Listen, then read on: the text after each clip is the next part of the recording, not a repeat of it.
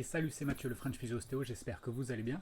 Alors aujourd'hui, on va aborder un exercice qui est probablement celui qui a été le plus utilisé ces derniers temps par effet de mode, et notamment grâce à l'avènement du yoga. Donc de plus en plus de gens pratiquent, et ils ont redécouvert un mouvement qui est très simple et qui s'appelle du coup le dos rond, dos creux, donc cat, co en anglais. Je vais vous montrer comment on peut l'adapter. En fait, alors déjà, comment bien le réaliser. On se met à quatre pattes et on respecte toujours notre alignement épaules, coudes, poignets, ainsi que genoux, bassin. Dans cette position-là, ce qu'on va faire, c'est tout simplement s'enrouler et descendre ici, creuser. D'accord? Ça, tout le monde connaît, c'est ce que tout le monde fait, plus ou moins bien. Alors, on va voir justement comment le faire bien.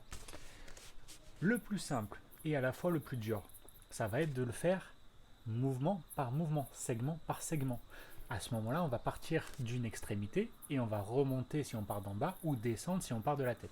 Ça donne quoi en pratique? C'est je suis ici en position neutre, je vais commencer du coup par ma tête, je vais la remonter en arrière et ensuite je vais rentrer mon menton. Puis je vais passer au niveau de mes épaules, je vais chercher à me repousser le maximum du sol. Et enfin, je vais venir monter vertèbre par vertèbre, celle du thorax, et enfin seulement arrondir mon bas du dos.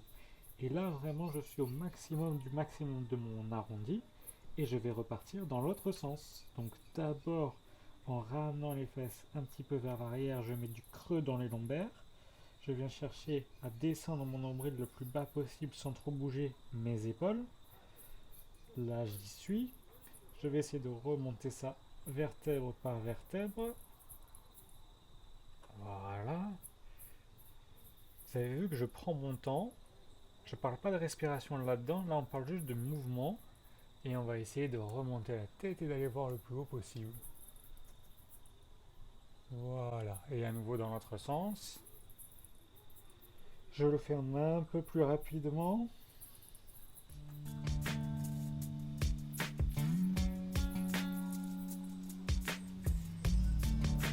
Voilà.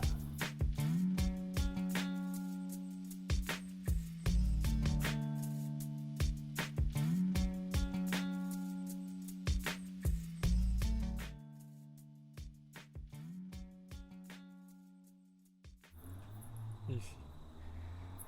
Ok, alors j'espère que cette vidéo vous aura plu et que vous arriverez à mettre ça en application et essayer de sentir le mouvement parce que c'est un excellent mouvement pour bien faire du glissement articulaire facette par facette, vertèbre par vertèbre, mais c'est sûr que c'est très difficile de faire segment par segment, mais c'est là où est tout le côté positif de cet exercice, donc essayez de bien distinguer les différents mouvements entre eux. Je vous retrouve dans une prochaine vidéo pour essayer un petit peu de voir comment on peut cibler davantage la zone lombaire pour ceux qui ont mal au bas du dos et la zone thoracique pour ceux qui ont mal un peu plus dans le milieu du dos entre les omoplates, et c'est sûrement votre cas si vous êtes malheureusement en train de télétravailler et que vous n'avez pas l'habitude, que ça vous a changé votre position. A bientôt!